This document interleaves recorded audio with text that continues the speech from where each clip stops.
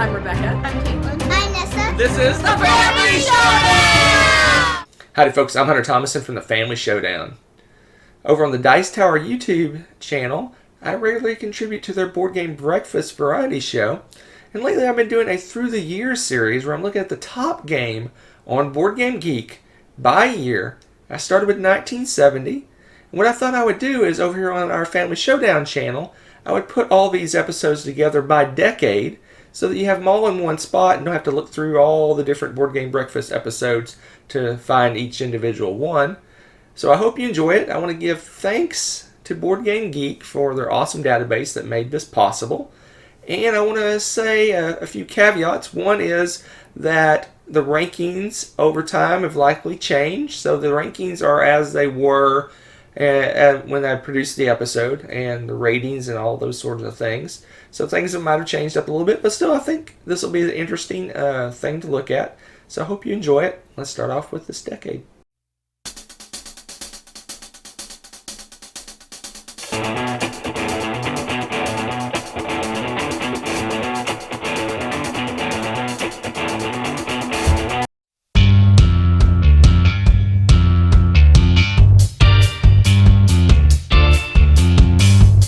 We're going to jump right in with 1970, and here is the top 5 most popular games from that year according to Board Game Geek. And we're going to focus in on the number 1 game, Panzer Blitz. Panzer Blitz is a war game simulating the Eastern Front in World War II. It is ranked, as of the time of this recording, 2,157th on Board Game Geek, but it is the 576th best war game. Taking a look at the ratings, a little over 1,500 of them. We see mostly 6s, some 7s, and smatterings of other ratings for an overall rating of 6.5. This game has a weight of 3.06. In doing a little bit of research on this game, I noticed they had some pretty impressive chits for a 1970s game.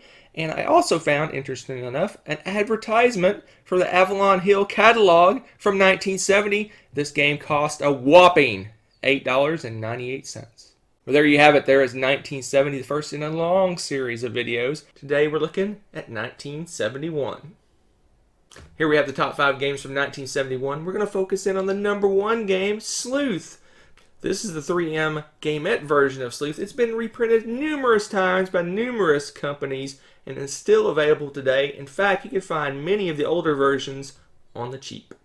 Sleuth is a pure deduction game. It reminds me a lot of Clue in that you have a set of cards. You're going to take one of those cards, set it aside, and through the process of questioning other players, you're trying to deduce which card is missing. Sleuth is ranked 1,020 at the time of this recording on Board Game Geek. And looking at the overall ratings, we see that it has a nice little bell curve wrapped around the 7 rating, giving it an overall rating of 6.9. Sleuth has a weight of 2.47, which seems pretty high for a pretty simplistic card game with relatively easy rules, but that weight comes from the amount of brain burniness it has. Is that a thing? As I mentioned earlier, this game is still in print today. I was somewhat shocked to find. I just went on a whim and went out to some online stores to see if it was available, and brand spanking new copies of this game is still in print. And, like I said, you can still find the 1971 version of this game relatively inexpensively in the secondhand market. So if you're looking for an alternative to Clue, Sleuth might just be the game you're looking for. 1972. Taking a look at the top 5 from 1972, we see that the number 1 ranked game at 2,085 on the list is Boggle. Boggle is a simple word game where a bunch of letters are placed on various sides of dice. You shake up a box full of dice, they all come out, and you're just making words by forming chains of letters that appear on those dice. Every 3 minutes, a man makes peace with his mother-in-law. A teen shows respect to his dad. And a husband finds a gorilla with his wife because everyone's playing Boggle, the mixed-up word search game. A child finds a whale with a pencil. A grandpa gets hip with his grandson. And a guy shows his friends his liver. Taking a look at the ratings, over 6,000 of them. We see lots of 6s, 7s, and 8s for an average rating of 6.2. This game is extremely light and easy to teach. It comes in at a rating of 1.51 on Board Game Geek, which may be a little high for this game. So if you love word games and you somehow have managed not to play Boggle yet, which would be boggling, this might be one you might want to try out. Try out the electronic version, or the super big version, or the deluxe version, or the junior version, or the 1973. Taking a look at the list of the top 5 games from 1973, we see that the number 1 game is Hare and Tortoise. Hare and Tortoise is currently ranked $11.99 on Board Game Geek. In this game, it's a racing game. You're spending carrots to move forward on a board. You move backwards, forward, gain carrots, lose carrots, spend carrots. It's a mathematical craziness. Hare and Tortoise won the very first Spiel des Jahres award in 1979. I'm not sure why it won in 1979. It came out in 1973, but it won the first award. And it has been reprinted numerous times by numerous companies in numerous languages, and it is still available today. Let's take a look at the rating. We see with just under 4,000 votes, Hare and Tortoise has an average rating of 6.6. Although this is a very simple game to learn, its crazy mathiness gives it a weight of 1.94 out of 5. So if you're looking for a mathematical problem disguised as a board game, you might want to check out Hare and Tortoise. 1974. Taking a look at the top 5 list, we see the number 1 game on Board Game Geek for 1974 is Wooden Ships and Iron Men. At the time of this recording, Wooden Ships and Iron Men is currently ranked 1,173 on Board Game Geek. Wooden Ships and Iron Men is a war game, but not your run-of-the-mill war game. This is a war game set in the Age of Sail, where you are pitted in various historical scenarios, fighting ship-to-ship combat. Look at all these chips. Taking a look at the ratings, over 1,800 of them, we see a smattering of all kinds of ratings centered around the 7 rating, which happens to be the actual rating of the game, a 7.0. Wooden Ships and Iron Man is a fairly heavy war simulation game, coming in at a rating of 3.13 out of 5 on Board Game Geek. In doing a little research on this game, I found that the game was later translated into a video game, originally on the Commodore 64 in 1987. So if you're looking for a war game that has chits for ships, chits for ships, chits for ships, this might be the game for you. 1975. Taking a look at the top 5, we see the number 1 game from 1975 is Battle for Germany, coming in at 2,455. But it is the 275th ranked war game. Battle for Germany is a war game that simulates the end of World War II, where the Allied forces and the Soviet forces are closing in on Germany. Battle for Germany is a lightweight game based on what the rating is on Board Game Geek, a 2.11. This is equivalent to Alhambra. I don't think I believe this. This brings up a whole potentially different topic for By the Numbers, relative ratings of types of games based on the type of players that make these ratings. Because wargamers may be the only ones voting on this, and they consider this a midweight game, a midweight war game. Looking at the overall ratings of the game, 496 of them, we're seeing lots of 7s, some 8s and 6s, for overall rating of 7.1. In doing some research for this game, I came across an interesting picture posted by Gary Christensen on Board Game Geek. A picture of the infamous Joe Stedman of Dice Tower fame, appearing to be enjoying this game greatly in 2005. So if you're looking for a light war game, Battle for Germany might be the game for you. 1976.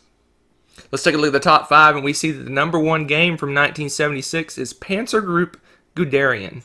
I give it my best shot. Ranked 1,989 on Board Game Geek, but it's the 200th best war game. Panzer Group Guderian is a simulation of one part of World War II where the Germans are trying to take the city of Smolensk in Russia. It simulates 2 days of time, and I consider this a real-time game because it takes about 2 days to play. In doing a little research on the game, I found an interesting aspect of the game. There is units with hidden information. Crazy in a war game, but there is units that both sides do not know the strength of until the combat starts. Weird. Take a look at the ratings, just over 600 of them. We see there are mostly 7s and 8s for an overall rating of 7.3. Let's take a second to discuss the Board Game Geek rating system. This game does have a 7.3 rating, but games with few votes on their ratings, namely war games, are pushed down the list. That's why it's like 1,989, is because the Board Game Geek system takes that 7.3 rating, translates it with magic to a 6 overall due to the low number of votes. So war games apparently are dominating the 70s. 4 out of the 7 episodes I've done have been war games. What's next year? Well, it'll be 1977. Is it a war game? 1977. Taking a look at the top 5, we see the number 1 game is Squad Leader, baby! Yeah! But Dan! Squad Leader is a World War II tactical combat game, and in doing some research in the game, I found an interesting little tidbit. It has a campaign. Amazing. A campaign game in 1977. You can play through a series of 12 games, and you can level up your little leader guy and make him more powerful. How cool is that? Taking a look at the ratings, almost 3,000 of them. We see lots of 8s and a smattering of other ratings for an overall rating of 7.5. Taking a look at the weight is a 4.04 out of 5. And I finally have a war game that I think is rated correctly in weight.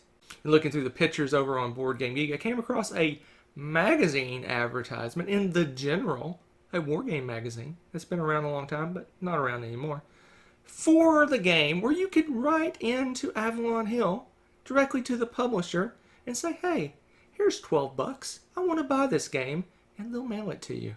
That's crazy.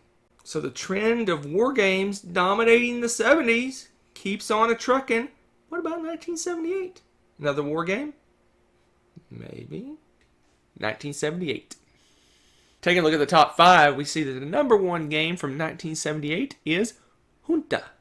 Junta is a different kind of war game. This one has bluffing, negotiation, assassination, backstabbing, all sorts of tomfoolery, all wrapped in a 4-hour package that plays best with 7 people.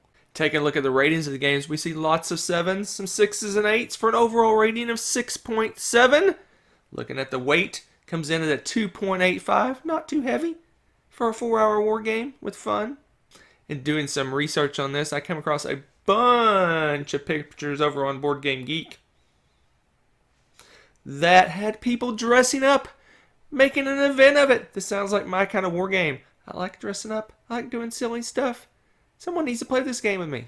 Me, you, 5 of your best friends, playing a 4-hour war game with silliness. Sounds like an afternoon I want to be a part of.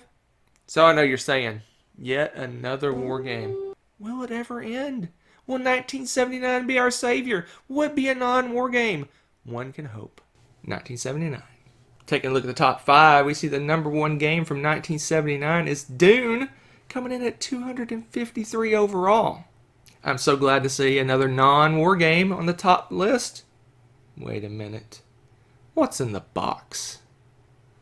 Chits? A combat wheel? Is this a war game? Take a look at the ratings. Over 5,000 of them. We see mostly 8s. Some other ratings in there for overall rating of 7.6. Taking a look at the weight, a 3.44. Kind of a heavier game. But all the games seem to be heavy that we're doing on this list in the 70s. Dune is an area control game, but it's much, much more than that. There's bluffing, negotiation, combat, all sorts of variable player powers, all kinds of craziness going on. Sadly, Dune has been out of print for a long time. Decades, in fact. But it got rethemed in 2012 into Rex in the Twilight Imperium Empire. But that game's out of print too. But it looks like you're going to be able to get your hands on Dune in the near future. How can this be? Because it's back in print. Gale Force 9 has released a shiny new version of Dune. It's available for pre-order over on Cool Stuff for $36. Crazy. Dune looks like my kind of game. It's got bluffing, negotiation, attackiness. If you're ever playing this game at the Dice Tower Cruise or on Dice Tower East, then look me up because I would love to play a 6-player game of Dune.